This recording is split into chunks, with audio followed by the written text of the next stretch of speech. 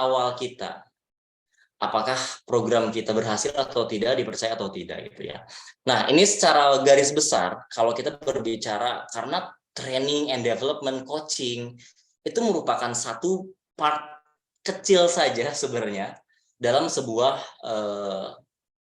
HR management system, dalam sebuah intervensi organisasi yang nantinya harus diberikan. Kalau kita berbicara mengenai ini nih ya, ada yang namanya di ranah organizational development, ada yang ada di ranah workforce management. Kalau kita berbicara mengenai secara struktur, ini singkatnya mudahnya seperti apa? Ini nih, kalau Bapak Ibu rekan-rekan semuanya tahu ya, dalam sebuah organisasi gitu ya, dalam sebuah industri, baik itu BUMN, perusahaan swasta, perusahaan multinasional company gitu ya, HR management system yang baik harus punya strategi, harus punya langkah-langkah yang ini bisa diterapkan secara efisien. Karena ketika kita berbicara mengenai sebuah organisasi, pasti kita bisa lihat di sebelah kanan. Semua owner, semua direksi, semua shareholder pasti menginginkan organisasi yang perform gitu ya. Ada yang namanya high performing organization. Syaratnya apa gitu? Ya syaratnya ini nih, di bagian terkait dengan yang ada di tengah-tengah bisa lihat. Makanya kalau misalkan kita berbicara mengenai, ya pokoknya saya pengen training anak pengen diberikan coaching, intervensinya seperti ini, pokoknya training aja. Harapannya setelah training langsung gitu jadi organisasi yang perform. Sayangnya ya tidak seperti itu. Training ini kalau kita lihat di sini nih, ini hanya satu bagian kecil dari sebuah framework HR yang terintegrasi satu sama lain, yang itu membutuhkan strategi yang khusus. Dan kita sebagai konsultan, sebagai trainer, sebagai coach, harus memahami ini, bahwa dan juga harus mengedukasi klien ataupun organisasi kita saat ini itu seperti apa. Makanya kalau di sini kalau kita berbicara, nanti ada dua aspek yang akan saya bahas di sini ya, terutama dalam hal ini nih, organization design dan juga di area training and development, karena ini saling berkorelasi satu sama lain. Kenapa saya bahas di sini gitu ya? Nah, karena ketika kita berbicara yang tadi itu yang saya bahas, yang ketika kita berbicara mengenai training itu tidak terlepas dari organizational design, yang mana dalam hal ini spesifik pada malam hari ini kita akan bahas di area kompetensi model dan juga di area development ini.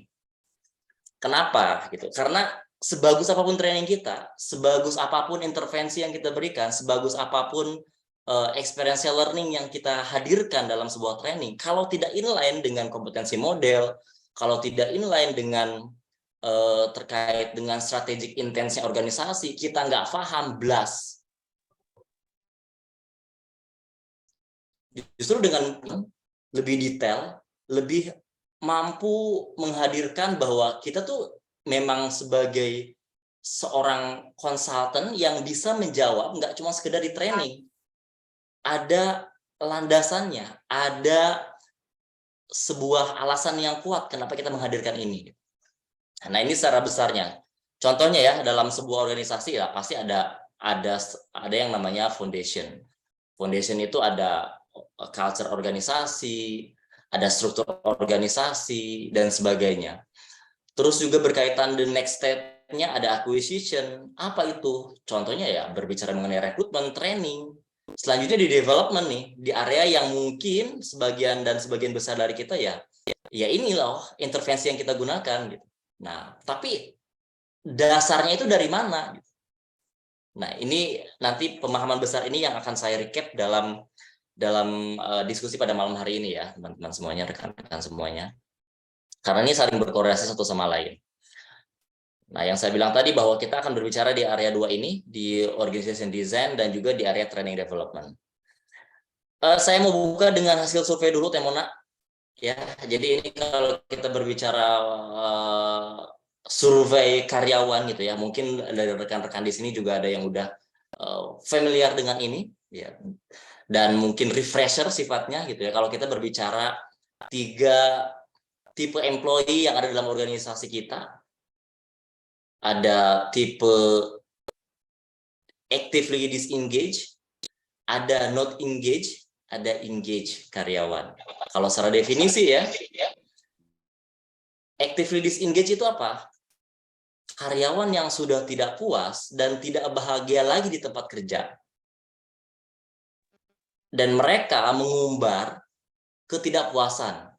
Bahkan menginfluence atau ibaratnya ngomporin teman-teman yang lain. Udahlah, udahlah. Ada not engage. Nah, not engage ini pekerjaan yang dia lakukan semata-mata hanya sebagai rutinitas gitu ya. Ya kewajiban aja ya. Saya kan digaji di sini, kerja di sini, ya udahlah, datang pagi, pulang sore, ya udah, kerjaan saya beres, selesai.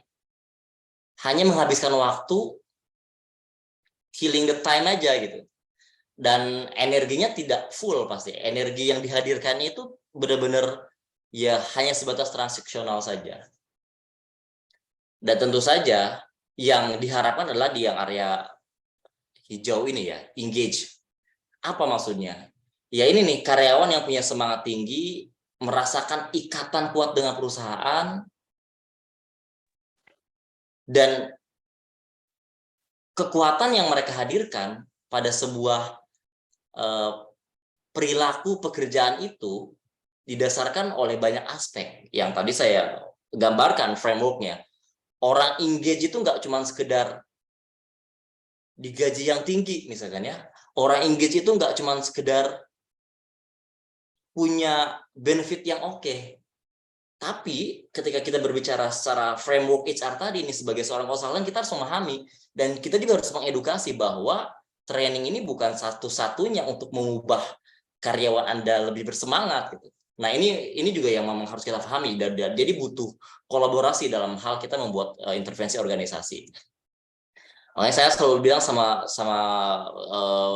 beberapa mahasiswa saya Temona yang udah mau masuk di industri ya, mereka pada magang gitu kan. Ya, benar-benar pembeda kalian tuh apa gitu ya. Kalau misalkan masuk di bagian training, ya nggak boleh cuma sekedar hanya tahu top training. Makanya saya bilang di sini bahwa justru training ini sekarang adalah strategic partner. HR itu bagian dari strategic partner yang harus tahu gambaran utuh dalam organisasi. Nah, ini hasil dari survei Gallup-nya ya, yang disampaikan tahunnya memang agak tua ya, tapi ini masih relate. Penelitian ini dilakukan pada orang-orang yang berusia 18 tahun ke atas gitu ya, di 142 negara dan juga area di dunia tentunya, in the world gitu ya. Hasilnya ini yang terpampang di sini pada tahun 2009-2010, ternyata dari 142 negara dengan berbagai sampel gitu ya. Ini hasilnya 27% itu actively disengage, 62%-nya not engage, dan 11%-nya engage.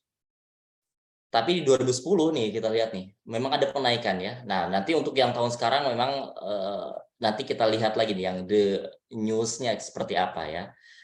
Dan tapi yang menarik di sini nih, kita bisa baca ya bahwa untuk dunia sendiri ini dijelaskan tuh. Untuk United States sendiri gimana? Untuk Europe gimana? Southeast Asia gimana? Dan yang menariknya ada Indonesia nih. Ternyata ya ini tadi nih, yang engage hasil survei yang dilakukan Indonesia itu ada di angka 15%. Not engage 63%. Apa tadi not engage? Ya tadi yang hanya menggugurkan kewajiban, menghabiskan waktu, datang yang penting tuntas selesai. Yang terakhir actively disengage gitu ya. Ini 8% lah. Indonesia cukup kecil angkanya dibanding dengan ini ya, dengan Western Europe atau di United States dan juga Kanada. Walaupun memang jam kerja mereka sebenarnya lebih ada beberapa negara yang itu lebih pendek daripada Indonesia ya. Nah, ini hasilnya menarik nih. Nanti kita akan bahas. Loh, terus relasinya apa gitu dengan konsultan mindset yang harus kita miliki? Karena ini nih, ini beberapa item yang disampaikan dalam Gallup ini. Dia bilang bahwa ketika orang yang ingin kita lakukan atau beri intervensi dalam sebuah organisasi, kita harus memahami terlebih dahulu. Yang pertama, secara basic needs, kalau di HR framework tadi, banyak tuh, ada misalkan compensation, benefit, dan sebagainya. Basic needs itu what do I get? Saya punya equipment yang memadai nggak ya untuk bekerja ini? Terus manajemen supportnya gimana? What do I give? Misalkan, atasan saya tuh memberikan encourage terkait dengan development saya nggak ya? Atau nggak peduli sama sekali? Saya ada rekognisi nggak sih yang diberikan gitu? Yang selanjutnya adalah teamwork, do I belong gitu ya. Saya tuh punya teman yang akrab nggak sih di tempat kerja? Terus juga opini-opini atau pendapat saya yang saya sampaikan itu diperhitungkan nggak, atau cuma dihitung doang, nggak diperhitungkan. Dan yang paling menarik yang memang harus kita lihat di sini adalah ternyata ya growth ini, how can we grow, kesempatan dia untuk berkembang, dan juga progres dari performance orang ini selama 6 bulan ke depan tuh seperti apa, ini juga masuk dalam hitungan. Nah, 4 area inilah yang dipetakan. Makanya kita butuh intervensinya itu nggak cuma sekedar training sebagai seorang konsultan, banyak aspek yang bisa kita mainkan. What do I get? What do I give? Do I belong? How can we grow? Nah, ini yang harus kita petakan dalam hal ini. Makanya di sini that's why organization itu butuh intervensi gitu. Maka kalau kita berbicara mengenai intervensi, sebenarnya ada 3. Ada dari intervensi organisasi secara utuh, dari sistemnya, intervensi dari segi development-nya di people-nya, yang mungkin malam ini akan banyak kita bahas di sana, walaupun tadi berkaitan dengan organizational design yang tadi saya jelaskan tuh.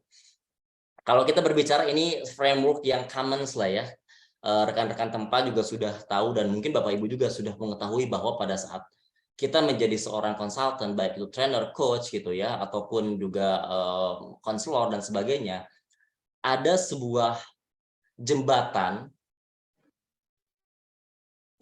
harapan yang itu diinginkan oleh orang lain, oleh organisasi, atau oleh klien, yang biasanya kita sebut sebagai desire state, atau tujuan akhirnya itu apa. Sebelum tahu tujuan akhirnya, kita harus tahu present state-nya, kondisi awalnya gimana. Makanya di sini nanti di present state ini menentukan nih, intervensi apa yang mau kita berikan, peran apa yang mau kita jadikan ini tumpuan kekuatan untuk bisa kita hadirkan supaya memang menjawab kebutuhan mereka. Makanya dalam hal ini nih, saya tadi bilang bahwa ngomongin training itu nggak cuman sekedar teman-teman tahu terkait dengan rekan-rekan tahu, oke, yang penting leadership skill, soft skill, technical skill, no, tapi harus paham berkaitan dengan kompetensi model. Kompetensi model dari mana? Kompetensi model, kita juga harus mengetahui secara culture organisasi ini seperti apa, secara value organisasi seperti apa, secara strategic intent, secara presiden letternya itu mau kemana dalam strategi tahun ke depan gitu. Ini berkorelasi karena akan ada added value, akan ada ibaratnya ketika kita paham nih terkait dengan bisnis modelnya, terus juga bisnis prosesnya, itu akan jadi nilai lebih. Oh iya, orang ini tuh HR-nya nggak cuma sekedar tahu gini doang gitu. Trainer ini nggak cuma sekedar tahu gini doang, konsultan ini nggak cuma sekedar tahu gini doang, tapi secara framework keseluruhan dia memahami kompetensi model itu dari mana, value-nya dari mana. Nah, ini yang mungkin saya akan sedikit gambarkan ya terkait dengan, karena kan mungkin kalau misalkan kita cuma terberi aja, ini ada leadership kompetensi yang harus kita baca, ini yang harus dikembangkan. Tapi ada satu yang memang itu bisa kita dalami dan itu bisa jadi proposition value buat kita sebagai seorang konsultan.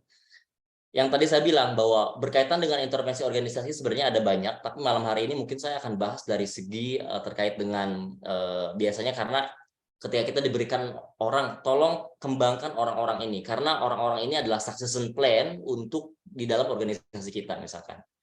Ya, di intervensi organisasi, di yang tadi tuh, kita ada yang namanya development, itu ada yang namanya training, ada yang namanya talent management.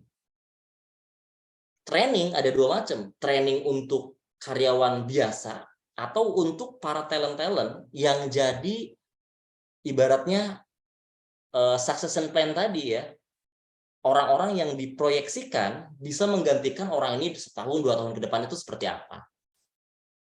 Nah, makanya ini yang akan jadi fokus titik kita adalah di ininya, di area trainingnya, di pengembangan talentanya nih, gitu ya. Dan karena pengembangan talenta ini orang-orang yang di sini dengan modal awal, dengan asumsi awal bahwa orang-orang inilah yang akan menjadi penggerak roda organisasi ke depannya, yang akan menggantikan existing peran yang saat ini mungkin ya sudah 2 tahun, 3 tahun lagi akan pensiun. Succession plan-nya harus dipersiapkan dengan matang. Makanya mereka mungkin kita butuh konsultan nih, butuh coach nih, atau butuh peran dari seorang trainer untuk menghadirkan intervensi di sini nih. Tapi ini akan cuma sekedar bolong doang kalau misalkan kita nggak tahu roadmap awalnya itu kenapa ini orang-orang ini butuh ini dan kompetensinya dari mana, tanpa kita tahu terkait bisnis prosesnya, tanpa kita tahu kompetensi modelnya, itu nihil menurut saya ya. Jadi makanya di sini kalau kita berbicara ini ya, intervensi organisasi. Ini yang harus kita pahami bahwa nggak semua training atau nggak semua intervensi organisasi itu langsung bisa mengubah seorang untuk jadi sesuatu gitu. Karena ada beberapa intervensi dan intervensi organisasi macam-macam. Tadi itu ada training, ada coaching, mentoring gitu ya, dan ini frameworknya.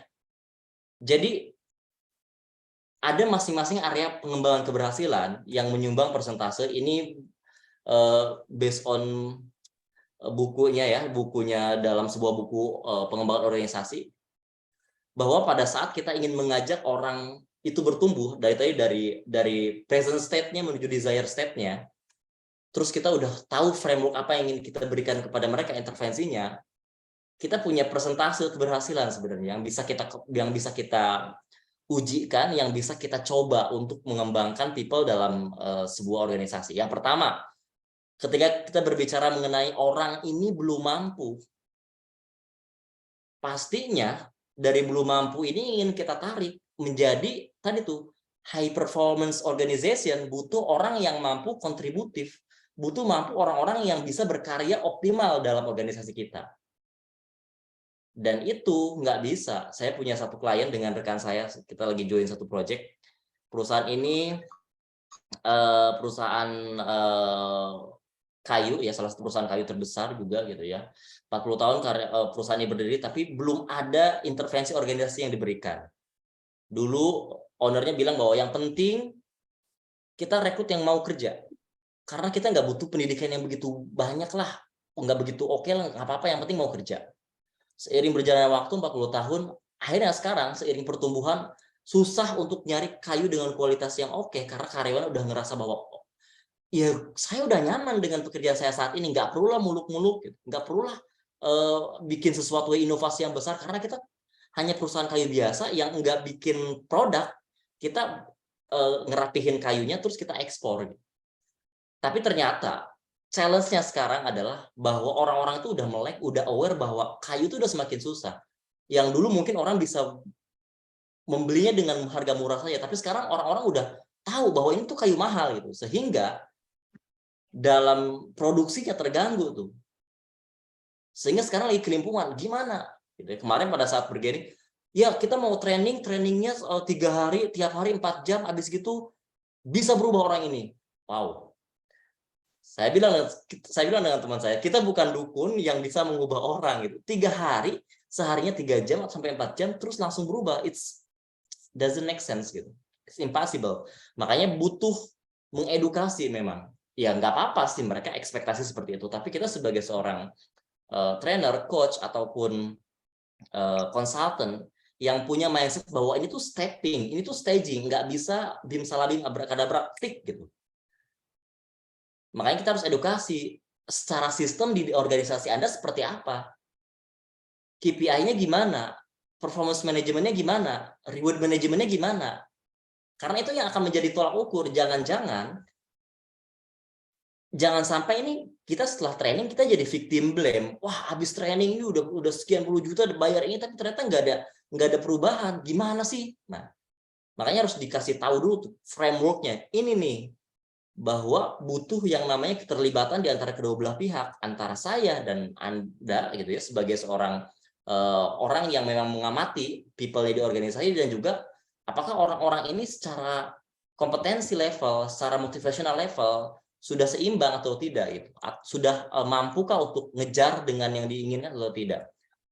Makanya dalam kondisi ini ada kondisi belum mampu, mampu, belum mau bertindak sama berkarya. Ini teman-teman bisa lihat di sini ya. Ada kompeten, capable, sama kontributif. It totally different, masing-masing difference. Kompeten, sekedar ya udah kompeten. Apakah dia capable? Belum tentu. Apakah dia mampu kontributif? Belum tentu. Makanya di sini pada saat kita ngomongin orang dari belum mampu menjadi berkarya, ini perjalanan yang panjang, tentunya butuh intervensi, butuh yang namanya apa? Butuh yang namanya untuk nelateni gitu. Ada formal learning. Formal learning itu apa? Ini ternyata kontributifnya semua 10%. Self development, baca buku, pendidikan yang tinggi, browsing di internet. Terus technical development, technical training, tutoring, certification gitu ya. Terus management development, ada MDP dan sebagainya. Itu ternyata cuma 10%. Kalau itu hanya sekedar di aspek knowledge doang. Makanya sekarang butuh intervensi yang banyak, nggak cuma sekedar training, baca buku, ngedengerin lecturing, it's not gitu. It doesn't make sense kalau cuma sekedar baca gitu terus kita berharap itu jadi sesuatu yang besar. It's just knowledge. Makanya butuh yang namanya kita geser di area capable. Orang udah belum mampu untuk jadi kompeten, capable tuh gimana? Dari mampu, belum mau bertindak. Itu kita butuh yang namanya 20%. Itu ada social learning. Social learning kita bisa menggunakan framework situational leadership gitu ya. Berbicara dua sumbu, berbicara performance dan juga motivation. Ketika kita orang ini tuh di kondisi di coaching itu gimana? Orang itu butuh delegating itu gimana? Orang ini butuh di direct gimana? Orang ini butuh supporting, butuh mentor itu gimana kondisinya? Ini social learning, tapi ternyata itu cuma 20%. Formal learning 10%, social learning 20%. It's not enough gitu. Oke, kan gue udah nyuruh anak gue udah suruh baca buku, suruh ikut training ini, denger Zoom webinar ini. Terus juga gue udah melakukan coaching sama dia, udah support, udah mendelegasikan pekerjaan, bahkan direct juga. Tapi kok nggak ada kontributif yang optimal ya, nggak ada kontribusi yang optimal. Ya iya jelas, itu cuma 30% kontribusinya. Makanya pengembangan talenta selanjutnya, ini yang kadang missing dan ini yang luput gitu. Ketika kita mau orang ini berkontribusi secara optimal, kontributif atau berkarya, itu butuh 70%. Ada namanya experiential learning. Experiential learning seperti apa? Kalau kita berbicara experiential learning ya, ada task assignment, ada improvement project, dan ini bisa di apa? Ada tangible, ada ukuran yang nyata. Orang ini melakukan ini, kontribusi dia apa? Orang ini melakukan ini, end goal-nya apa? Terus juga secara quick win-nya apa? Model dia melakukan ini gimana? Harus ada mid check-nya seperti apa? Dan it's not easy kalau orang yang nggak sabaran emang yang penting gue kasih udahlah selesai gitu.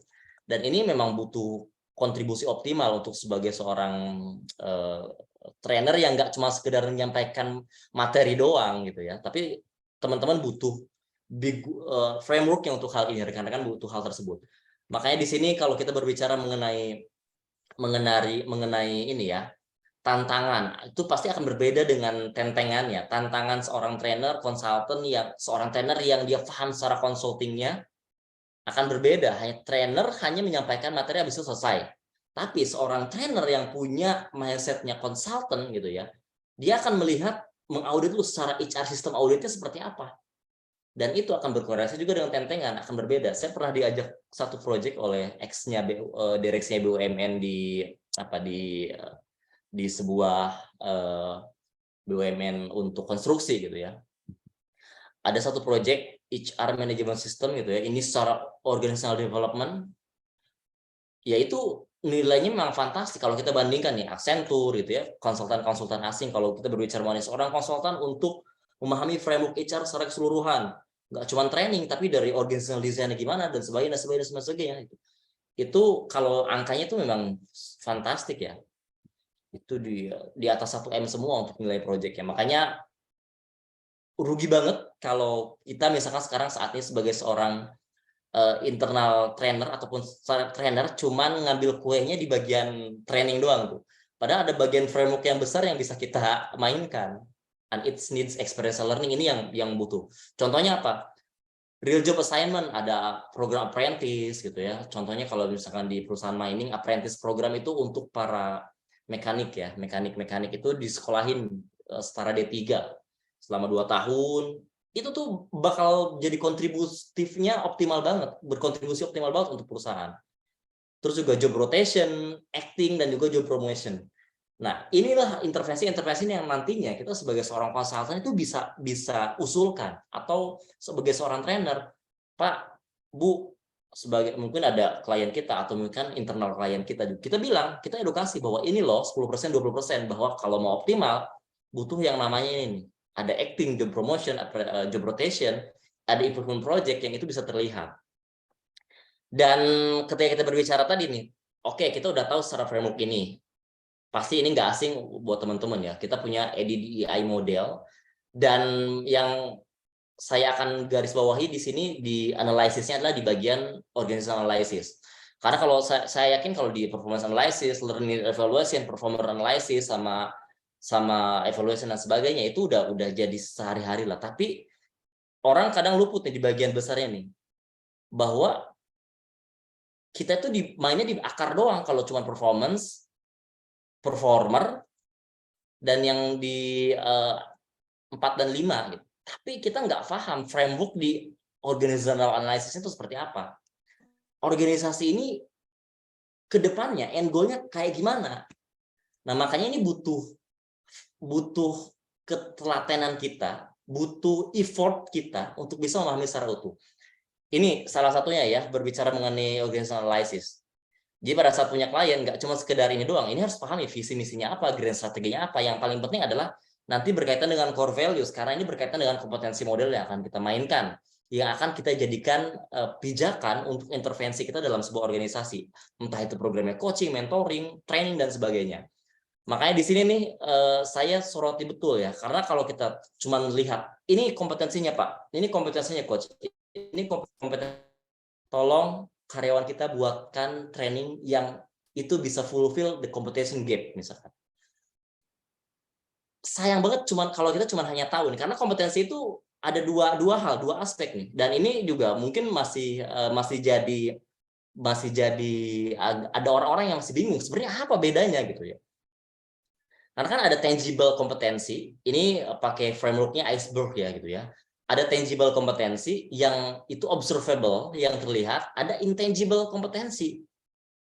Yang itu yang intangible, yang tidak terlihat, tapi ini bisa jadi diferensiasi, bisa jadi pembeda yang kuat antara satu individu dan individu lainnya. Nah, makanya kalau kita berbicara kompetensi secara definisi utuh gitu ya, karakteristik dasar dari seorang individu yang menyebabkan kinerja efektif, unggul pada suatu kerjaan atau situasi. Yang di sebelah kanan atas kita bisa lihat nih, karakteristik itu apa? Keterampilan, mampu tidak mampu. Kalau yang bawah, di yang tidak terlihat ini, unseen behavior gitu ya, kompetensi pembedanya apa ya? Ini ada motif, konsep diri, nilai-nilai atau value. Ini yang membedakan orang ini di atas rata-rata dari orang lain. Makanya ini kalau misalkan teman-teman melihat ya memang kalau misalkan berbicara kompetensi dasar itu secara biaya, ya memang pelatihan itu paling efektif karena itu yang terlihat langsung, ada evidence base-nya. Dan yang ya udah one shot udah selesai, tapi itu nggak akan sustain. Makanya kenapa sebagai seorang consultant, trainer itu kita butuh memetakan dulu dari intangible behavior-nya, kompetensi pembedanya apa, karakteristiknya apa gitu. Nah, ini nih. Secara biaya memang akan lebih lama, akan lebih ini, tapi once kita temukan ini akan jadi oke, ini jadi sesuatu yang bisa dipakainya sustain, dan ketika orang udah buy-in dengan produk yang kita bisa define di sini, orang tuh akan dapat banget, nggak akan pindah ke lain hati istilahnya. Nih, kalau secara lihat, kalau mungkin teman-teman udah ngelihat, rekan-rekan udah pernah dengar, apa bedanya antara observable behavior atau tangible behavior dengan intangible behavior atau kompetensi yang itu kaitannya berbeda. Nih, kalau kita berbicara tangible behavior, perilaku konkret, ini ada dua, ada skills, knowledge. Kita berbicara training, mungkin common banget kita ngedengar ada SKA. Tapi SKA itu dari mana gitu? Nah ini nih, skill knowledge itu adalah sesuatu yang terlihat, observable. Ini namanya proficiency atau kecakapan. Contohnya skills atau keterampilan ya, secara definisi concrete skill dalam melakukan atau menyelesaikan suatu. Pengetahuan, ketika kita berbicara knowledge, ini nih informasi hasil pembelajaran dari satu bidang tertentu. Yang ini pun bisa dilihat, dinilai secara result. Yang unseen, tak terlihat, value, konsep diri, self-concept orang ini seperti apa. Dan ini butuh proses yang panjang untuk bisa menggali intensinya orang ini apa, nilai orang ini apa, citra diri yang diyakini orang ini apa. Butuh tools psikologi untuk membantu memahami area di sini, ataupun dengan cara kita melakukan wawancara gitu, ini terlihat. Terus ada karakteristik, ada traits di sini, gambaran fisik dan konsistensi tanggapan terhadap situasi atau informasi. Dan yang paling dasar itu adalah motif seseorang, karena ini motif ini sesuatu yang nggak bisa kita lihat ya. Contohnya mungkin kasus yang sekarang masih nggak berhenti dari 6 bulan yang lalu, itu cuma sekedar ngelihat motifnya apa sih. Kalau perilakunya udah ketahuan, tapi motifnya apa? Ya ini nggak ada yang bisa nebak, motif itu cuma orang itu sendiri yang tahu gitu. Karena ini berkaitan dengan feeling, perasaan, keinginan, pemikiran, dan pemicu yang mendorong untuk dia melakukan sesuatu. Ini butuh perjalanan yang panjang untuk kita bisa sampai di sini, dan butuh mungkin memang ekspertisnya dalam hal ini. Tapi seiring berjalannya waktu ini juga bisa kegali gitu. Contohnya ya, ini secara ini ya. Misalkan nih contohnya ya, keterampilan tuh kalau skill berbicara mampu menggunakan bahasa pemrograman Visual Basic kalau misalkan programmer. Pengetahuan, ya tahu cara menguji program itu seperti apa. Konsep dirinya apa, self conceptnya. Ya dia harus percaya diri, punya self confidence yang tinggi. Karakteristik apa? Dia harus self control atau self regulation untuk dia stick sama deadline waktu. Motifnya apa? Orang ini tuh curiosity-nya tinggi, suka mencoba hal yang baru. Nah, ini framework besar dari sebuah kompetensi yang nanti kita akan jadikan intervensi dalam sebuah program kita. Karena kalau kita nggak tahu ini nih, ini kosong menurut saya, hanya sekedar cangkang doang. Ya bagus secara make up sih, tapi secara otaknya nggak ada gitu. Nah itu yang dimaksud otak di sini adalah kompetensi di sini nih. Makanya ini nih, kalau kita berbicara saya mau hasil, kaitannya gimana ya? Ini kompetensi berkaitan dengan perilaku penting. At the end kita punya hasil kinerja yang bisa dipertanggungjawabkan. Ada critical behavior-nya. Ini contohnya ya kalau kita berbicara kan kalau tadi di atas tuh ada kalau teman-teman melihat ya, knowledge skill itu bisa diterjemahkan dalam aspek ini nih. Ada namanya, kalau terjemahannya sebagai seorang trainer, konsultan mungkin menerima jadi aja nih, kita punya kamus kompetensi nih, ada technical kompetensi, behavior, role, core, dari mana? Ya dari sini tadi nih. Kompetensi fungsional gitu ya, berbicara mengenai technical skill atau hard kompetensi. Karena tadi berbicara mengenai apakah orang ini capable atau tidak.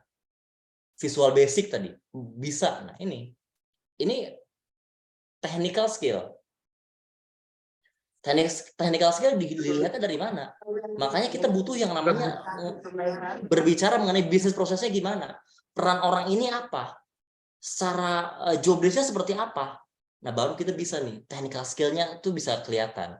Kalau kita aja nggak tahu bisnis prosesnya, job desk-nya gimana, itu saya yakin nggak akan nyambung pada saat kita mengundang mereka ke kelas, menghadirkan mereka ke kelas, ikut dengan materi kita, karena mereka akan mencoba untuk mengkalibrasi, oke, materi yang saya dapatkan di kelas ini tuh dikaitkan dengan pekerjaan saya itu kemana ya? Gitu. Makanya ini butuh pengetahuan dasar, ini penting sekali dalam hal kompetensi teknikal. Terus yang berbicara yang di bawah nih, rekan-rekan sering dikasih, ini loh kompetensi modelnya, kita punya leadership kompetensi nih, punya managerial kompetensi nih. Atau mungkin yang sering terpampang di value-value perusahaan itu adalah core kompetensi. Unseen, dan kita butuh menerjemahkannya menjadi sebuah hal yang konkret. It's called by soft competencies ya. Contohnya kompetensi behavior, ada kompetensi fungsional yang dibutuhkan untuk menyempurnakan suatu pekerjaan. Ada role kompetensi, yaitu leadership kompetensi dalam hal ini ya. Ada kompetensi manajerial. Kalau core kompetensi itu called by value. kalau dalam sebuah organisasi. Contohnya nih, fungsional kompetensi, kita berbicara fungsional kompetensi. Ini ada dua aspek, ada yang harus dipahami, ada yang harus mampu dilakukan. Yang harus dipahami apa? Ini yang harus penting. Oke, nah korelasinya apa dalam sebuah intervensi yang akan kita berikan kepada tim kita gitu? Korelasinya adalah terkait dengan bisnis proses gitu ya, produk, alur kerja, kebijakan dan sebagainya. Keterampilan ini yang sebelah kanan ini dari mana? Dari misalkan dari taksonomi Bloom dan sebagainya gitu ya. Terus juga sertifikasi profesi dan sebagainya. Ini jadi sebuah komprehensif yang cukup utuh untuk bisa kita memahami. Kalau kita berbicara kompetensi perilaku, ada behavioral kompetensi, menjabarkan perilaku seorang dalam menyempurnakan suatu pekerjaan dengan sempurna. Contohnya apa nih? Ada business managerial skill, people leader skill, personal master skill, yang mungkin ini akan menjadi rujukan awal untuk kita bisa melakukan training ya. Oh iya, ini ke sini, ini ke sini, ini ke sini, dan itu penting banget untuk untuk bisa kita mainkan. Rujukannya di mana? Nah, terus ketika berbicara, jadi saya mempelajari ini nggak cuma sekedar dari buku pengalaman, tapi juga saya belajar kalau teman-teman pernah dengar CHRP ya, ada Pak Ari Ekananta gitu ya, dan juga saya ikut organizational development certified-nya, dan itu komprehensif banget dijelaskan, dan itu baik menurut saya sebagai seorang consultant trainer, nggak cuma sekedar kosongan doang, tapi kita memahami the reason behind-nya, why-nya tuh seperti apa. Jadi nggak cuma sekedar oke, ada kompetensinya terus kita kembangkan. Mungkin yang ini Mbak Mona, ini macam-macam intervensinya ya yang bisa kita berikan, yang bisa kita yang terakhir yang bisa kita lakukan, nggak cuma sekedar training gitu ya. Ini yang tadi berbicara mengenai situational leadership tadi ya. Ketika kita berbicara sebagai seorang profesional gitu ya, mau training, consulting gitu ya, apa gitu kebutuhannya, keinginannya. Yang jelas adalah kita memahami dulu kompetensi needs-nya, bahwa kompetensi itu ada behavioralnya, ada perilakunya, ada soft kompetensinya gitu ya, dan nanti tinggal kita mainkan. As a consultant, kita mau main di area mana? Being a mentor, being a trainer or tutor, or being a facilitator, or being a coach, atau ini ya, bahkan mungkin di area sebelah kiri ya, kalau orang udah pernah belajar ya, being a counselor atau seorang terapis gitu. Mungkin itu saja dulu ya untuk yang di sekarang ya. Sorry kalau misalkan ada tanggapan, ada sanggahan ataupun ada perspektif baru, silakan ya. Oke, terima kasih Temona. Kita akan nanti kata terakhir dari Tony Robin. Kita buka diskusi dan tanya jawab dulu, silakan Temona. Siap, buat kakak-kakak ya Bunda ya Ibu yang ingin bertanya ke Kakak Rizky langsung, monggo silakan. Boleh langsung bertanya on mic atau boleh juga diketik di kolom chat, silakan Bapak Ibu, kakak-kakak. Kalau ada yang mau ditanyakan ke Kang Rizky, mangga langsung. Ada yang angkat tangan. Ada yang raise hand? Oke, Mas Azwan Yusuf, silakan Mas Azwan. Boleh langsung on mic. Oh iya, baik. Assalamualaikum warahmatullahi wabarakatuh. Selamat malam. Sebelumnya mohon maaf Pak Rizky dan Bu atau Ibu Mona ini belum bisa on cam karena kalau on cam ini jaringannya kurang kuat. Siap. Apa-apa santai, siap Mas. Silakan lanjut. Sebelumnya terima kasih banyak buat untuk kegiatan malam hari ini. Senang banget karena kebetulan Pak Rizky, saya karyawan baru sebagai staf ODARD, kurang lebih masuk 4 atau 5 bulan ini. Tapi akhir-akhir ini tuh ternyata manajer ARD saya, itu tuh melihat bahwasannya katanya potensinya saya itu lebih menonjol ke training gitu.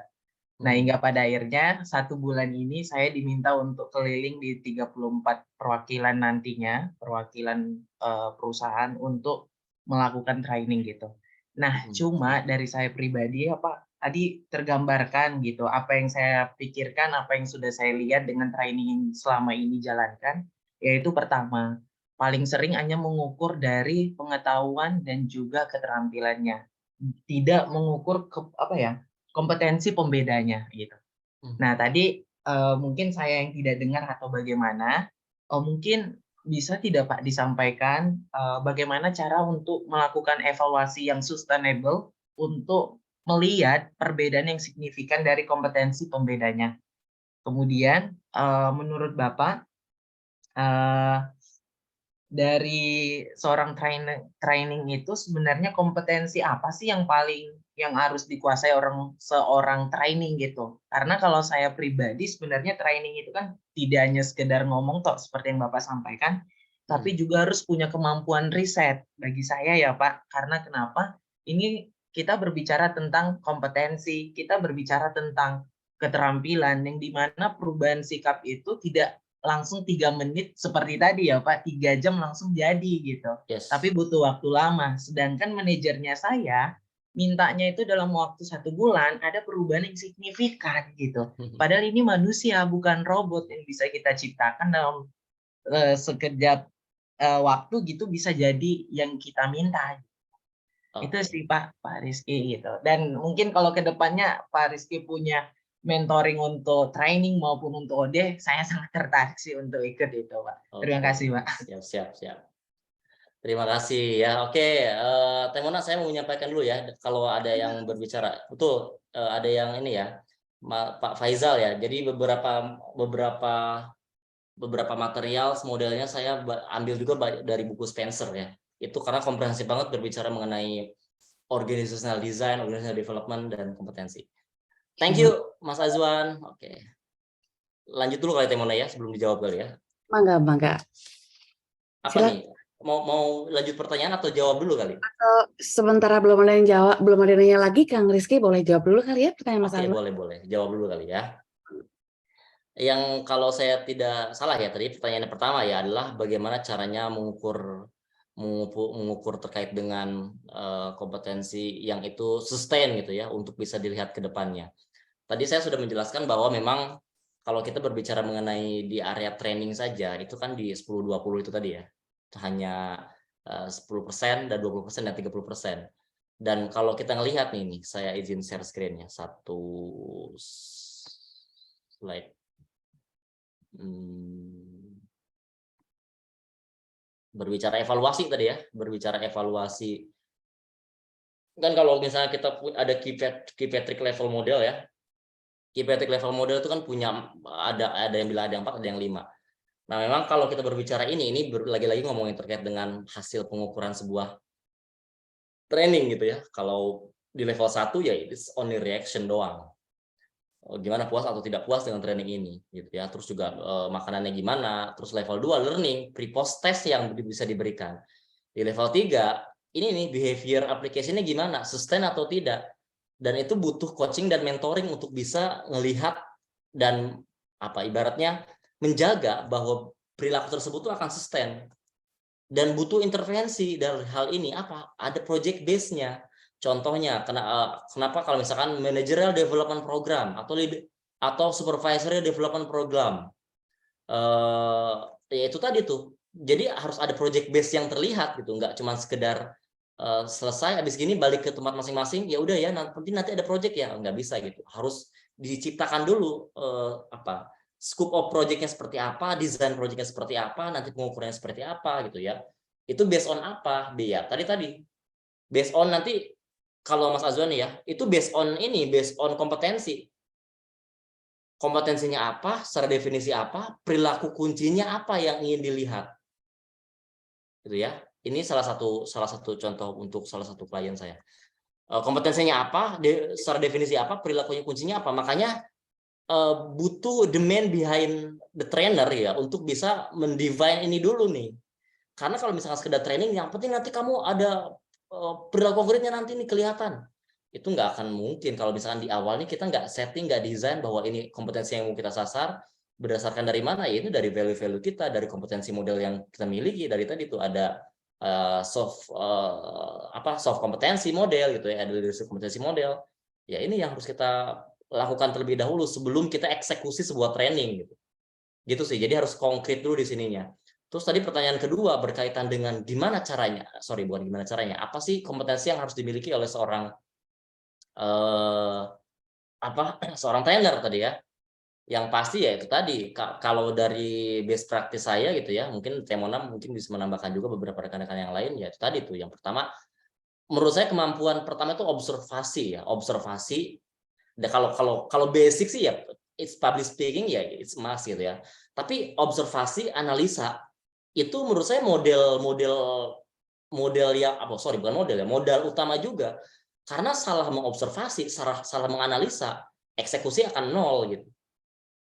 Kalau observasinya benar, analisanya benar, dan kita punya ketelatenan untuk bisa menghadirkan solusi dari sebuah masalah dari hasil observasi kita, insya Allah untuk creating the module, creating the context, creating the programnya itu akan jadi benar gitu.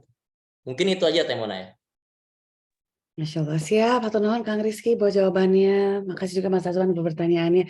Ini diselang-seling dulu sama di kolom chat ya Kang Rizky ya, boleh ya? Boleh. Ini dari Pak Yusuf Hidayat, beliau menanyakan, dalam menganalisa kebutuhan pelatihan, hal apa yang wajib di-capture agar bisa menjawab kebutuhan klien berdasarkan practice coach Rizky? Silakan Kang Rizky. Wah, ini menarik. Selamat malam Pak Yusuf. Wah, ini kayaknya kita ketemu di Facebook ya, atau di media sosial lainnya nih. Iya, Oke. selamat malam. Oke, nah ini terkait dengan apa yang wajib di-capture ya. Sebetulnya Pak Yusuf juga adalah seorang trainer dan coach ini ya. Jadi ketika kita berbicara ini pastilah kita punya ukuran ya, punya ukuran ibaratnya punya ukuran standar lah yang harus kita capture.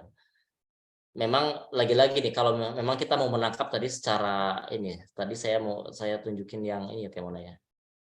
Yang secara framework ini nih. Siap, enggak. Kalau kita berbicara framework ini ya, yang pastinya kita harus pastikan bahwa memang mereka paham mengenai di foundation-nya dulu nih. Kalau misalkan well established company sih mereka harusnya udah paham ya terkait dengan ini ya, kayak tapi juga ada sih beberapa company yang kita udah berjalan lama tapi kita nggak punya kompetensi model, ada juga gitu. Dan inilah kita wajib mengedukasi, dan yang paling penting adalah yang memang balik lagi tadi tuh desire sama present ya, desire-nya apa saja yang harus kita ketahui untuk membuat sebuah program, modal kompetensinya dia itu apa gitu ya. Dan juga yang pasti kita harus juga tahu secara bisnis modelnya gimana, bisnis prosesnya gimana, dan isu-isunya yang itu lagi hot isu apa, yang itu tentu saja pasti kita akan bermain dengan Pareto ya. 20% kita selesaikan, 80% ya akan solve gitu. Tapi kalau kita cuman yang penting produk jualan kita laku, yang penting dealing, sayang sih itu akan cuman nggak sustain, cuma sekali habis itu selesai gitu. Jadi makanya kalau misalkan kita punya resources yang besar, resources yang itu bisa mengelola sebuah sistem yang terintegrasi ini, tawarkan sebuah consulting gitu ya. Ini secara ini lakukan HR audit dulu misalkan. Oh ini gimana nih? Kalau nih kita butuhnya cuman kompetensi model, cuman training doang ya. Dan ini loh harusnya. Terus yang pastinya ya standar lah, kayak kalau gejalanya apa, terus juga evidence base-nya apa gitu ya. Dan yang paling pasti adalah yang penting kita juga harus melihat vice versa dari dua sudut pandang, nggak bisa cuma dari HR-nya doang atau manajemen, tapi juga kita minta izin untuk mengobservasi langsung gitu secara sistem di mereka gimana. Tapi ini observasi ini kalau misalkan project-nya atau ini udah deal duluan ya, kalau misalkan nggak deal ngapain gitu, sia-sia juga gitu. Mungkin itu ya. Untuk yang lainnya ya itu model-model yang harus kita ketahui ya, pentingnya di kompetensi model sih. Dan kita cross check pemahaman mereka terkait dengan framework training itu yang Anda pahami seperti apa, dan managing expectations itu Pak Yusuf. Managing expectation itu penting sih. Karena ini ada Mas Ivan di sini ya. Saya pernah konsultasi dengan ada satu klien yang pengen gede banget deh, dan dia sebenarnya nggak paham betul konsep training itu seperti apa. Ya itu tadi, kita sebagai seorang konsultan wajib memanage ekspektasinya dia. Pak, pahami bahwa kalau misalkan intervensinya gini, ini outputnya. Kalau cuma sekedar training itu it's impossible kalau berharapnya behavior application gitu. Butuh sesuatu yang panjang. Kalau cuma sekedar training ya konkretnya cuma di learning doang. Itu harus kita edukasi. Mungkin itu Temona. Insya Allah, nuhun pisan Kang Rizky. Berikutnya ada Pak Hendrikus Anung. Udah raise hand, silakan Pak Hendrikus, silakan langsung on mic. Ya, baik. Selamat malam Pak Rizky, selamat malam Bu Mona, selamat malam Bapak Ibu. Selamat Eh, malam. Mohon izin Pak Rizky, saya Anung, saya saat ini masih belajar, masih mahasiswa, tapi tertarik dengan organizational development Pak yang tadi Bapak sampaikan. Nah, saat ini juga kebetulan saya sedang magang gitu Pak, praktek di salah satu perusahaan BUMN. Jadi saya ditempatkan di talent management Pak, dan saya mendapatkan tugas tentang OD juga kebetulan Pak, Oke. tentang organizational development. Jadi apa ya isunya Pak, dari mana ya? Dari isunya Pak, sebenarnya ingin melihat tentang iklim inovasi Pak, karena organisasinya juga sedang merger gitu Pak. Jadi penyederhanaan organisasi dan perusahaan-perusahaannya jadi disatukan gitu. Oke. Dan isunya yang utama itu sedang ingin meningkatkan iklim organisasi. Nah, berdasarkan pengalaman Pak Rizky nih Pak, bagaimana sih Pak untuk meningkatkan iklim organisasi khususnya untuk iklim inovasi Pak? Yes. Mungkin seperti itu Pak. Terima kasih Pak. Oke. Terima kasih pertanyaannya ya. Oke, sekarang lagi magang ya untuk handle itu ya. Jadi kalau kita berbicara tadi itu secara framework ya, ini soalnya ini fondasi awal nih. Ini fondasi awal untuk kita memahami secara struktur peranan OD HR, terutama as consultant trainer itu ini. Mungkin ya trainer tuh hanya yang kita harus pahami adalah di foundation sama di development ya. Kalau HR secara keseluruhan, misalnya HRBP ya, acquisition, engagement, expansion juga harus diketahui. Terus tadi berkaitan dengan tadi, iklim itu kan sebuah atau ini ya culture atau budaya organisasi ya kan gitu kan. Itu pertama kalau pengalaman saya itu memang harus dipetakan dulu. Inovasi itu kan nggak bisa hadir tiba-tiba terus kita oke, semua orang berinovasi. Contohnya dulu saya pernah ada di satu perusahaan authorized dealernya Astra Internasional gitu ya. Oke, kita mau ada budaya inovasi, tapi ya secara sistem kita tuh udah punya alat ukurnya nggak ya? Kalau Jepang punya kan ada ini ya, ada misalkan continuous improvement, QCC gitu ya, dan sebagainya, atau SS, suggestion system. Itu adalah sistem yang harus diciptakan dulu sehingga orang benar-benar terstimulus untuk melakukan inovasi. Makanya memang harus pertama kalau berbicara iklim tadi, kita butuh melakukan pemetaan terlebih dahulu. Nanti mungkin negotiation ya. Nanti kamu Mas Hendrikus bisa searching silakan. Ada namanya itu alat ukur namanya OCHAI, Organizational Culture, saya lupa I-nya apa gitu ya. Jadi itu tuh untuk memetakan organisasi kita ini harus clear dulu. Culture yang kita miliki saat ini tuh masih organisasi yang punya culture yang ada namanya ad hoc gitu ya. Ada 4 poin, nanti tolong silakan dibaca. Itu dipetakan dulu nih. Apakah ada market culture gitu ya. Market culture itu ya kompetitif to market, ya inovasinya tinggi gitu. Nah, makanya itu harus dipetakan dulu di awal. Kalau misalkan kita tuh masih organisasinya ada juga yang organisasi salah satunya adalah conventional organization. Yang ternyata ya kita tuh ya kayak gini doang bisnis modelnya, ya orang di dalamnya yang penting ya daily activity aja, nggak usah macam-macam. Nah, itu juga akan jadi catatan utama pastinya. Itu butuh sebuah intervensi yang besar dulu, tapi memang harus tahu dulu secara culture melalui yes, thank you Pak Yusuf ini ya. Ada clan culture ya, ada clan advocacy, dan juga satu lagi terkait dengan konvensional gitu ya. Satu lagi saya lupa apa. Mungkin Mas Ivan bisa nambahkan apa tuh? Mas Ivan, saya lupa ya. Market, yes, market. Thank you teman-teman. Market, clan, advokasi dan juga konvensional. Kalau misalnya kita masih konvensional itu berat memang, butuh sesuatu yang breakthrough untuk dia bisa ngedrive gitu. Tapi kalau memang ini udah market banget,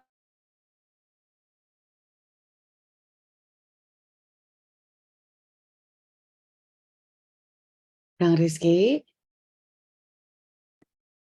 agak nge-freeze kayaknya.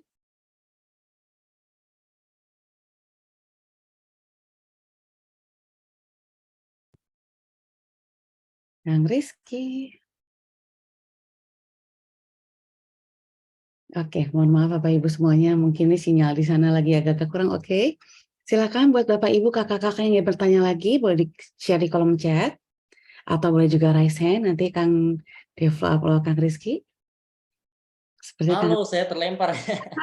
sinyal ya Kang. Iya, mohon maaf saya sedang berada di ini ya di salah satu hutan di. Masya Allah, baik-baik, nggak apa-apa. Oke, tadi sampai apa? Intinya petakan dulu culture-nya apa. Lanjut ya. Lanjut Kang, silakan. Apa lagi pertanyaannya tuh? Atau mau Ini ada nih Bu Astrid. ya, isi bertanya, apakah metode ini bisa juga diterapkan pada klien organisasional bisnis, misalnya organisasi sosial atau organisasi kemasyarakatan? Mangga, Kang.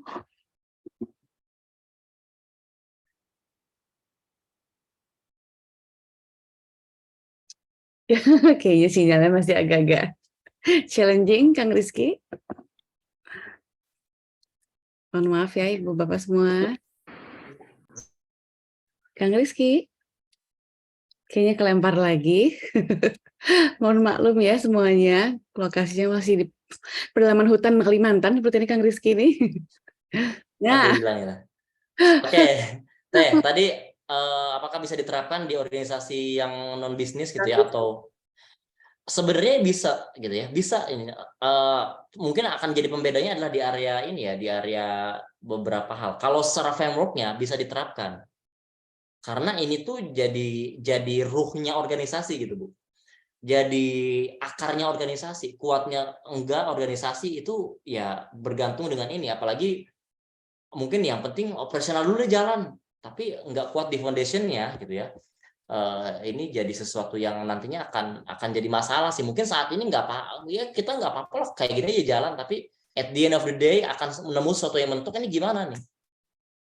Ya ini penting nih di strategic intentionnya itu diterapkan semuanya. Itu makanya beberapa teman-teman juga memang nggak cuma sekedar menemani perjalanan untuk organisasi yang bisnis aja yang mau breakthrough gitu, tapi juga non-profit organization, yayasan juga ya.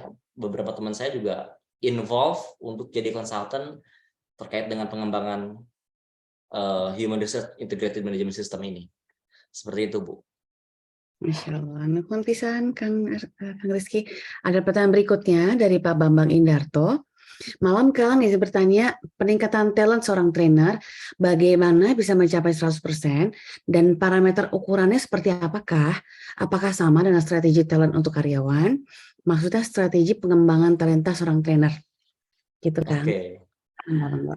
Oke, strategi pengembangan seorang trainer ini perlu didefinisikan dua hal dulu nih. Ini as a professional trainer atau as apa ya?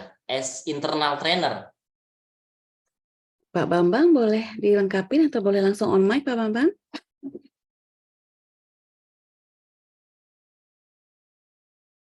Oke, saya jawab secara dua aspek mungkin ya teman-teman, dua aspek ya. Mangga kan. Yang pertama pasti memang ketika kita berbicara dua sisi tadi tuh, as profesional atau as maksudnya profesional itu adalah terlepas dia nggak ada dalam organisasi apapun atau dalam sebuah organisasi gitu ya. Itu memang butuh parameter yang khusus sih. Nanti kan ada secara general, ada generik parameter, ada mungkin ada spesial parameter yang orang itu ingin miliki. Itu kan beda-beda ya. Ada yang generik kalau secara general ya. Kalau kita tahu kompetensi needs-nya secara umum yang dibutuhkan oleh seorang trainer tadi tuh. Ada kompetensi, ada sifatnya kompetensi, ada sifatnya karakteristik gitu ya.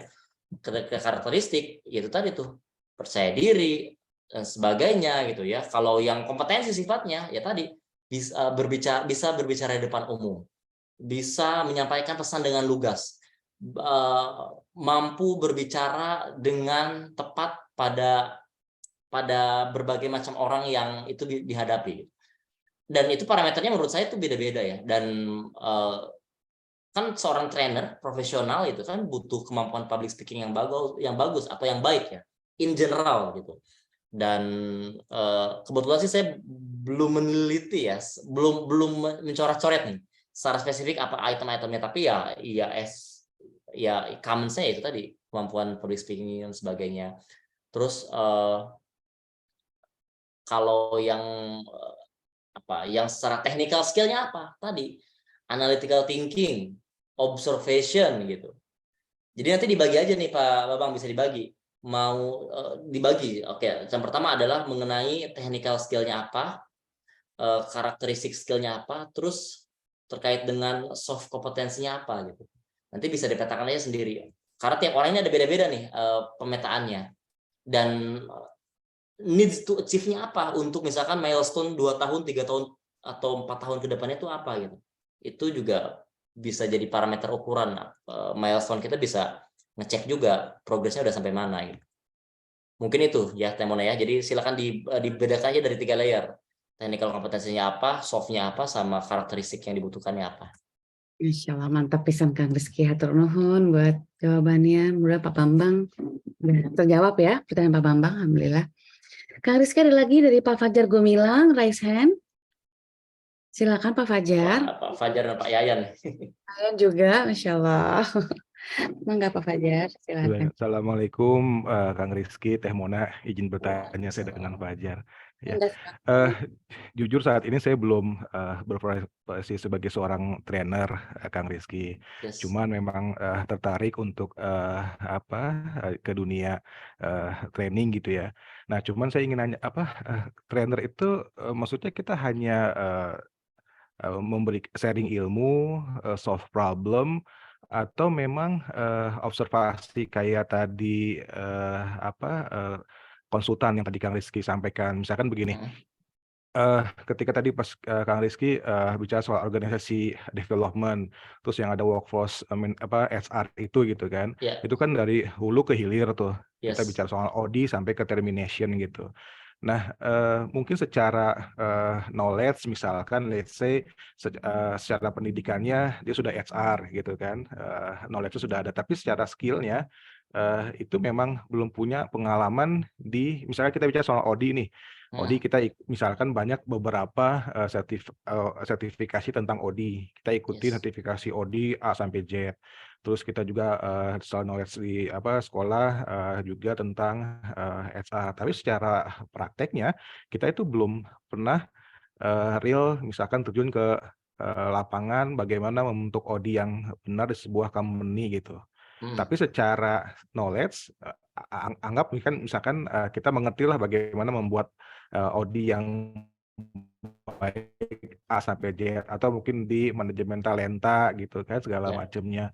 Nah itu bagaimana ya Kang? Maksudnya kadang kurang pede-nya menurut tadi kayak Kang Rizky Gallup yang Engage terus dan lain-lainnya, terus akhirnya kita bisa pakai data mungkin Gallup yang terakhir nih yang tahun 2022 misalkan, itu kan based on dengan penelitian Gallup, terus juga knowledge-nya seperti ini menurut siapa misalkan, tapi memang real di lapangannya belum ada gitu. Nah, trainer itu kita hanya memberikan baiknya seperti ini Bapak Ibu sesuai permintaannya mereka, atau memang harus sampai solve problem di company-nya mereka, atau memang harus observasi ya. Kita anggap misalkan memang kita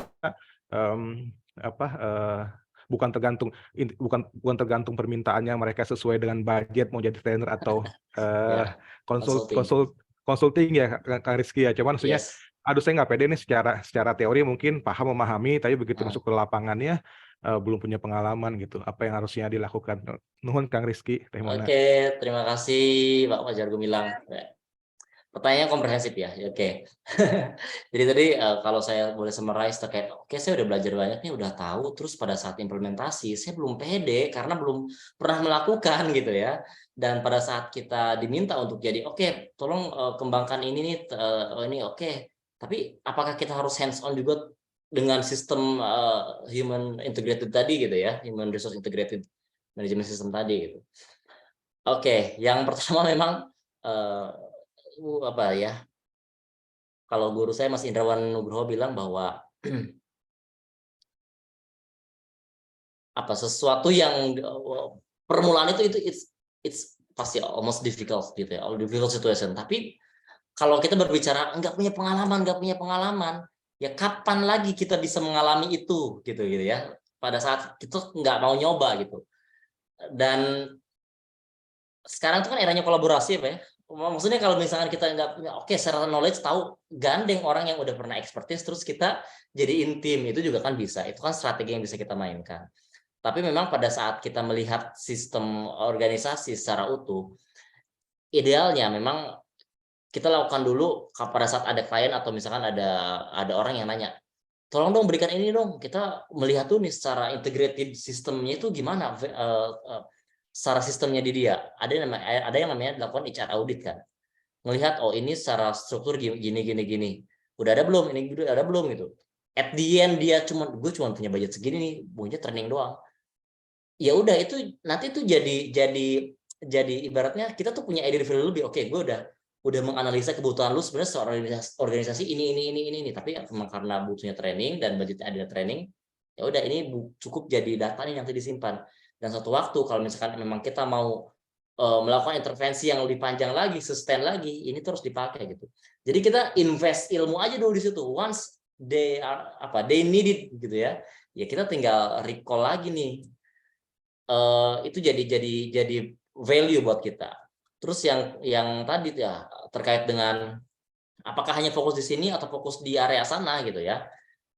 Ya, kalau menurut saya nggak ada salahnya ya untuk kita bisa menjelaskan dan mengedukasi. Itu bagian dari edukasi. Kan kalau misalkan orang-orang di insurance juga kan, yang penting meretain dulu aja, closingnya kapan ya terserah gitu. Yang penting jadiin itu, mereka tuh udah buy-in dulu sama kita, udah kepegang dulu nih secara konsepnya gitu. Dan pada saat eksekusi kita belum bisa memahami karena kita belum melakukan, ya itu it's another technical issues gitu ya. Kita bisa collaborate dengan berbagai aspek, bukan berbagai aspek, berbagai stakeholder yang lain gitu. Kalau menurut saya itu sih Pak Fajar. Sedikit lagi boleh, punten Kang Boleh, Rizky, boleh ya. silakan. Nah, kalau di tempat sendiri nih, kalau kita bicara tadi dari ODI sampai terminasi itu ya, Ya. itu tuh kita bakal diarahkan untuk anggap misalkan kita pengen jadi seorang trainer dalam bidang HR gitu ya, Kang Rizky. Itu memang kita harus menguasai semua, atau di tempat itu kita memang ditempa sendiri untuk hanya untuk satu kotak yang tadi misalkan Kang Rizky bicara soal learning and development aja gitu, atau bicara soal remunerasi saja gitu, yang tadi di awal-awal Kang Rizky before ini deh Kang, kalau nggak salah, before deh kalau nggak salah. Oh yang ini, oh sorry yang ininya ya. Nah ini Kang. Nah, misalkan ditempa nih Kang, aduh punten agak panjang sedikit lagi, nggak apa-apa Kang Rizky ya. Nah, ini kan ada banyak kotak nih, ketika di HR ini nanti ditempa itu kita memang harus menguasai salah satu saja, misalkan manpower planning, karena kalau kita bicara manpower planning juga ini kan rigid sekali ya, detail banget nih Kang Rizky kan. Betul. Nah, terus misalkan Fajar pengen jadi trainer, itu baiknya itu trainer di HR itu memang menguasai semuanya, atau memang baiknya fokusnya di satu kotak saja nih Kang, kalau di tempat ya, maksudnya dibentuknya seperti apa Kang? Nuhun Kang Rizky. Oke, siap, terima kasih. Kalau di program tempat sebenarnya memang fokusnya cuma di area tengah sih, training and development ya. Karena kan outputnya adalah punya modul masterpiece. Itu dari A-nya, dari dia mulai riset, dari mulai dia melakukan yang namanya testing the market dan sebagainya, sampai dia punya produk yang itu bisa dijual atau di market, yaitu di area training sih. Tapi ini once kita punya klien gitu ya, dan itu nggak cukup di situ gitu. Makanya malam ini tuh saya mau buka framework gitu. Nggak cuman ini loh, teman-teman butuh leverage the skill gitu ya. Di OD-nya juga harus tahu, karena ini bagian dari yang tidak terpisahkan dari training, karena ada kompetensi model gitu. Tadi kalau pertanyaannya saya ingin menjadi trainer HR gitu ya, ikut tempat ya, itu kalau misalkan untuk spesifikasi mau jadi trainer apa, itu memang nanti akan ada ininya, ada rules yang berdasarkan kompetensi kita, berdasarkan minat, dan juga berdasarkan marketnya seperti apa gitu. Itu hal yang berbeda. Tapi kalau malam ini memang saya ingin membawa pemahaman bahwa training ini nggak cukup cuma di sini doang, tapi harus tahu paham organization design. Kalau di tempat sih memang spesifiknya di training. Itu mungkin. Fajar. Siap. Aturin pisan Kang Rizky, nuhun Teh Mona. Ya, Makasih Pak sama-sama. Fajar, nuhun Kang Rizky. Ini ada yang rasain lagi terakhir mungkin ya, Kang Rizky dari Pak Yayan. Oh, mangga dari Pak Yayan. Cirebon. Assalamualaikum, Waalaikumsalam. Coach Rizky dan Teh Mona sama Coach Ivan. Selamat malam. Mangga. Malam. Saya kebetulan saya di Learning People Development, Kang Rizky. Jadi Yap. memang tugas saya adalah sebagai trainer internal. Dan ini make sense banget dengan tugas dan pekerjaan saya. Relate 2 ya? tahun, iya relate banget. Jadi sejak pandemi ini manajemen menginginkan sudah 10-20-70 Kang Rizky. Oke, 10-20-70 ya. Sudah pingin jalan ya. Sudah tadi ya. Pokoknya manajemen saya nggak mau tahu 10-20-70 jalan. Cuma kan seiring berjalannya waktu tidak semudah kita membalikan telapak tangan 10, 20, dan 70.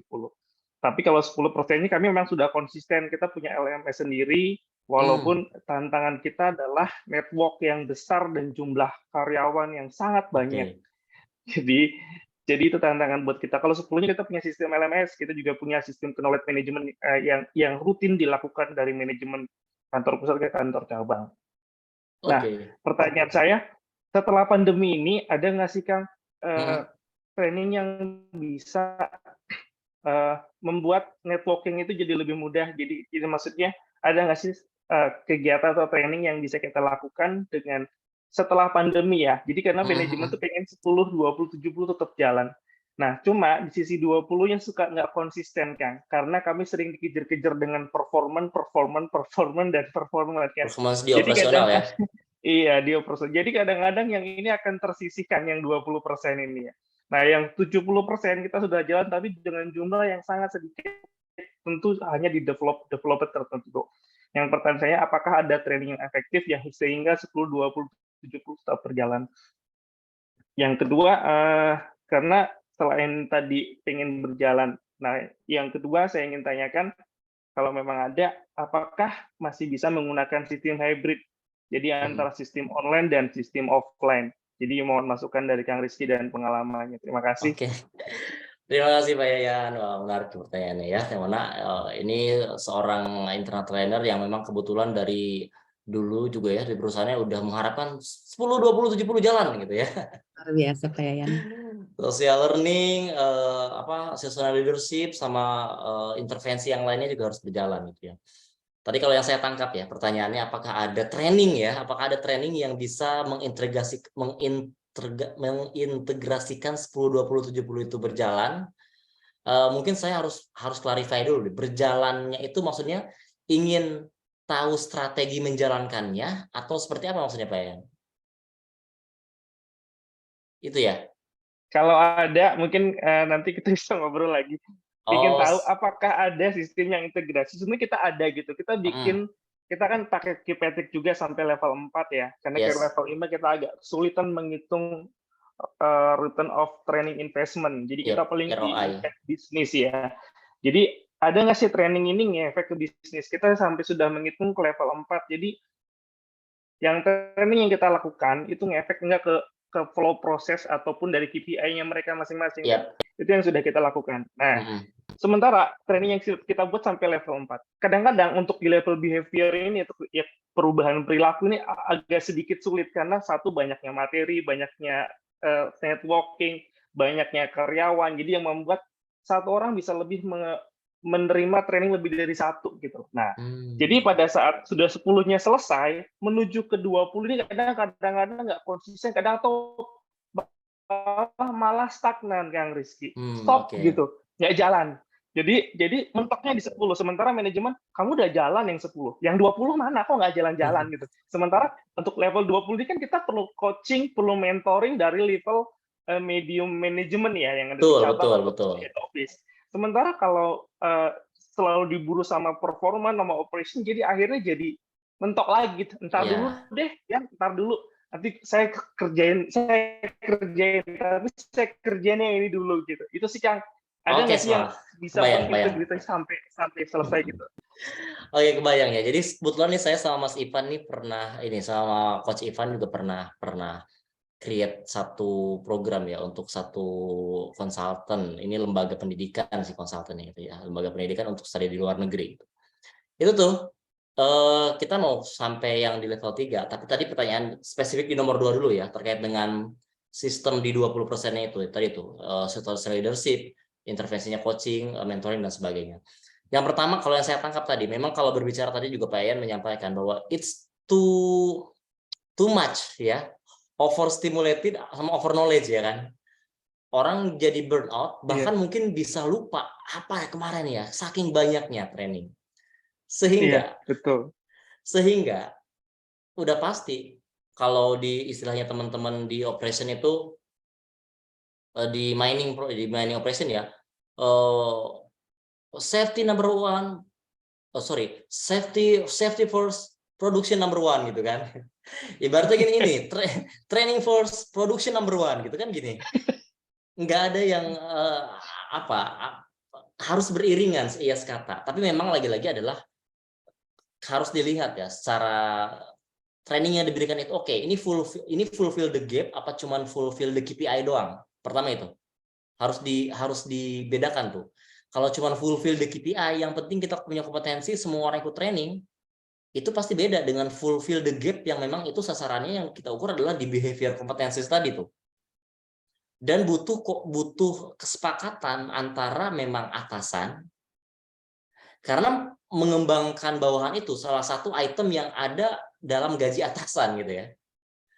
Itu item yang ada dalam gaji atasan, mengembangkan people di timnya, dan satu lagi adalah item yang ada di gaji atasan itu adalah rela diomongin bawahannya itu.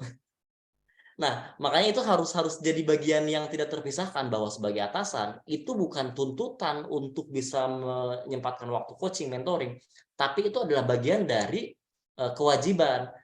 Makanya mungkin lihat lagi Pak Ian dari performance management systemnya, dari KPI-nya, dari kan kalau kita berbicara KPI, kalau misalkan pakai framework-nya ini ya, balance scorecard gitu ya, masuk item ini enggak tuh dari KPI gitu ya?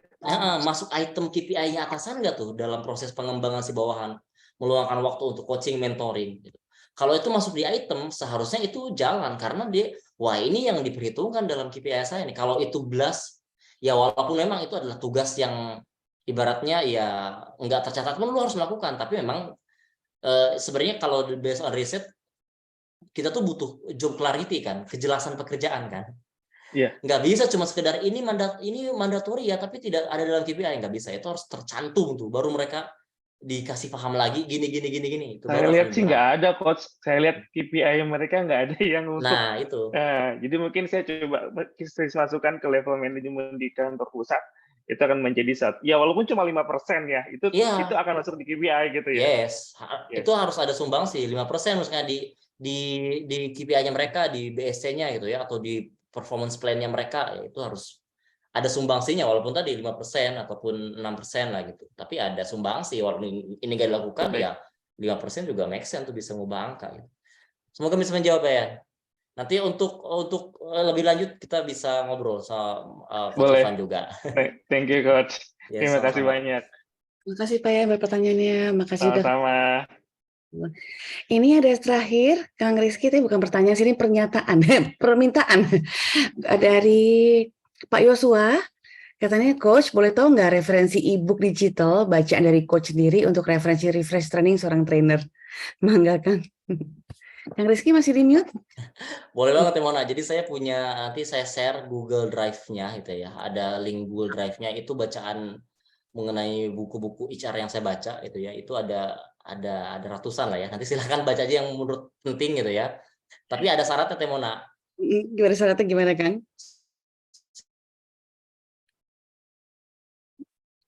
Kang Rizky. Iya sinyal lagi nih. Pas banget momennya, syaratnya, nge-freeze. Harap sabar ya. Biar makin penasaran syaratnya apa sih? Kita tunggu Kang Rizky balik lagi ya.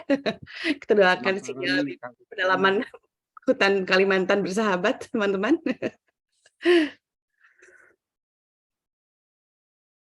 Kang Rizky masih struggling mencari sinyal rupanya. Mohon maaf ya. Insyaallah. Kebuang lagi, maaf, kelempar lagi saya nih. Bangga Kang. Oke, jadi ada di Google Drive saya gitu ya. Itu bacaan HR. Nanti saya akan share ya Teh ya di oke. Tapi mungkin yang syaratnya apa? Syaratnya apa supaya dapat supaya dapat akses yang limited aksesnya ini dulu, resume dulu apa yang kita dapatkan pada malam hari ini. Mention Instagramnya Tempa sama Instagramnya saya. Sebenarnya nanti akan mendapatkan, tapi yang full akses cuma yang buat 5 orang doang. Oh, oke, Masya Allah. Silakan ya Bapak Ibu kakak-kakak semua. Udah dengarkan ya tadi dari Kang Rizky apa syaratnya. So silakan. Boleh langsung di-share feedback. Juga apalagi insight mungkin Kang ya. Bisa di-tag ke Tempat Trainers Guild di IG. Ke Kang Rizky juga boleh ya mungkin Kang ya. Yes. Oke. Gimana Kang Rizky? Kita sudahi dulu malam ini atau mau buka? Iya, ya udah dulu kayaknya. Nih udah, silakan ada yang bertanya. Udah selesai katanya. IG-nya apa Coach? Oh, Instagramnya apa? Oh, oke Kang Rizky mangga boleh. Oh ya udah dari oke. Siap, oke, siap. Sebenarnya Instagram saya ada di profilnya Tempa ya, ada di profil Instagramnya Tempa. Siap, langsung profilnya Tempa. Iya, saya bagian advokasi untuk untuk informasi-informasi Tempa bisa DM ke saya.